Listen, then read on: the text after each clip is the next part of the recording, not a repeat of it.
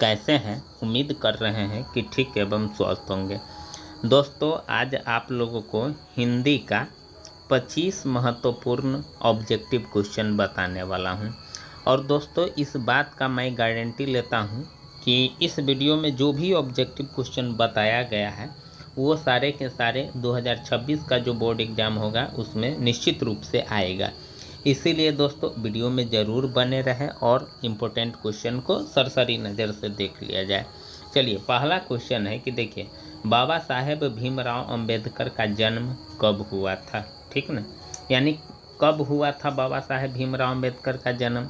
तो दोस्तों 14 अप्रैल 1891 ईस्वी में, यानी डी ऑप्शन आपका सही होगा। ठीक है, चलिए अगला क्वेश्चन देखते हैं कि बाबा साहेब भीमराव अंबेडकर, दूसरा क्वेश्चन कि विख्यात भाषण एनिहिलेशन ऑफ कास्ट का हिंदी रूपांतर जाति भेद का उच्छेद नाम से किसने किया है?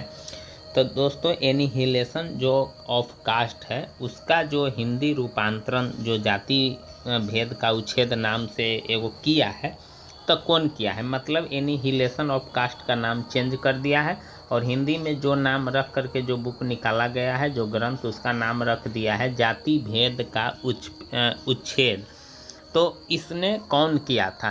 तो दोस्तों, इसका सही ऑप्शन जो है वह ललई सिंह यादव, यानी बी जो देख रहे हैं। ठीक ना, अगला क्वेश्चन है तीसरा कि भारत में प्रचलित कौन प्रथा मनुष्य के पेशे का दोषपूर्ण पूर्व निर्धारण ही नहीं बल्कि मनुष्य को जीवन भर के लिए एक पेशे में बांध देती है? दोस्तों, ये बहुत दोषपूर्ण प्रथा है और वो कौन है? तो जानते हैं दोस्तों, जाति प्रथा है जो एक काम के लिए लोगों को जीवन भर उस काम में बांध देता है। ठीक ना, जो ये जाति प्रथा नहीं रहना चाहिए। चलिए अगला क्वेश्चन देखते हैं, चौथा कि विडंबना शब्द का अर्थ है। विडंबना शब्द का अर्थ क्या है? तो विडंबना का मतलब उपहास।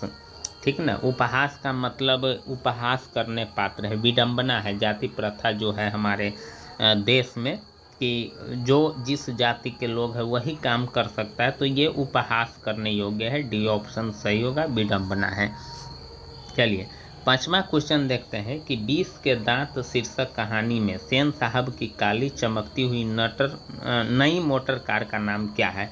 तो स्ट्रीमल इंड, यानी ए ऑप्शन इसका सही होगा। तो देखिए, इसका जो सही ऑप्शन होगा वह स्ट्रीमल इंड, यानी ए ऑप्शन सही होगा। ठीक है, चलिए अगला छठा क्वेश्चन देखते हैं कि 20 के दांत शीर्षक कहानी में यह किसका कथन है कि मैं चाहता हूं कि वह जेंटलमैन जरूर बने और जो कुछ बने उसका काम है, उसे पूरी आज़ादी रहेगी। ये बात दोस्तों कौन बोला था? तो ये बात पत्रकार महोदय बोला था। सी ऑप्शन सही होगा। चलिए अगला क्वेश्चन देखते हैं, सातवां कि नलिन बिलोचन शर्मा की स्कूल की पढ़ाई कहाँ से हुई थी? तो दोस्तों, इसका स्कूल की पढ़ाई पटना कॉलेजिएट से हुई थी। सी ऑप्शन सही होगा। चलिए आठवां क्वेश्चन देखते हैं कि सेन साहब का लड़का खोखा के दो दांत किसने तोड़ डाले? तो किसने तोड़ डाला था? तो मदन ने तोड़ डाला था। बी ऑप्शन इसका सही होगा। चलिए नौवां क्वेश्चन देखते हैं कि स्वामी विवेकानंद ने किनको वेदांतियों का भी वेदांती कहा है? तो किनको वेदांतियों का वेदांती कहा है? तो मैक्स मुलर को। ए ऑप्शन सही होगा। चलिए 10वां क्वेश्चन देखते हैं कि भारत से हम क्या सीखे शीर्षक पाठ हिंदी साहित्य की विधा किस विधा में रचित है? तो किस विधा में रचित है? तो दोस्तों भाषण में है। डी ऑप्शन सही होगा। चलिए 11वां क्वेश्चन देखते हैं कि गुरु नानक ने किस धर्म का प्रवर्तन किया था? तो गुरु नानक ने सिख धर्म का परिवर्तन किया था। बी ऑप्शन आपका सही है।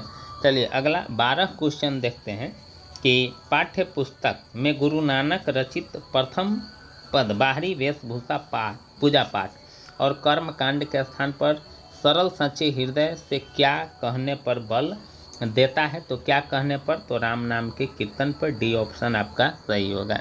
चलिए 13 क्वेश्चन देखते हैं कि 14 दोस्तों, कबीर खान को किसने पुष्टि मार्ग में दीक्षा दी? किसने पुष्टि मार्ग में दीक्षा दी? तो दोस्तों गोस्वामी विठलनाथ ने, बी ऑप्शन सही होगा। चलिए अगला क्वेश्चन है 14 कि कवि रसखान किस छंद में सिद्ध है। कवि जो रसखान है वह किस छंद में है, तो सवैया में है, सी ऑप्शन आपका सही होगा। चलिए अगला क्वेश्चन देखते हैं कि दही वाली मगम्मा शीर्षक कहानी के लेखक श्रीनिवास का पूरा नाम क्या है। तो दोस्तों उसका जो पूरा नाम है वह मास्ती वेंकटेश अयंगार है, ए ऑप्शन आपका सही होगा। चलिए अगला क्वेश्चन देखते हैं 16 कि दही वाली मगम्मा जो शीर्षक कहानी के अनुसार शहरों में रोज दही आकर देना और महीने के बाद पैसे लेने को क्या कहते हैं, तो बारी कहते हैं, डी ऑप्शन इसका सही होगा। चलिए अगला 17 क्वेश्चन देखते हैं कि ढहते विश्वास शीर्षक पाठ के लेखक कौन है। तो ढहते विश्वास शीर्षक पाठ के लेखक सातकोरी होता है, ए ऑप्शन सही है। चलिए 18 क्वेश्चन देखते हैं कि ढहते विश्वास शीर्षक कहानी की पात्रा जो लक्ष्मी का पति लक्ष्मण कहाँ नौकरी करता था, तो कलकत्ता में नौकरी करता था, सी ऑप्शन आपका सही होगा। चलिए 19 क्वेश्चन देखते हैं कि बद्री नारायण चौधरी प्रेमघन आधुनिक काल के किस युग के महत्वपूर्ण कवि थे। तो किस युग के थे, तो भारतेंदु युग, यानी डी ऑप्शन आपका सही होगा। ठीक ना। चलिए अगला क्वेश्चन देखते हैं 20 कि कवि बद्री नारायण चौधरी प्रेमघन रचित किस काव्य में ग्रामीण जीवन की का यथार्थवादी चित्रण है। तो कौन सा है, तो भारत सौभाग्य, जीर्ण जनपद, प्रयाग रामागमन, इनमें से कोई न। तो दोस्तों इसमें कोई ऑप्शन नहीं होगा, डी आपका सही हो जाएगा, इनमें से कोई नहीं।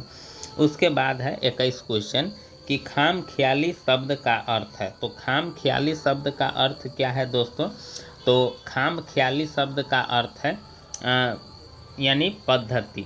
ठीक ना, खाम ख्याली पद्धति होगा इसका सही ऑप्शन।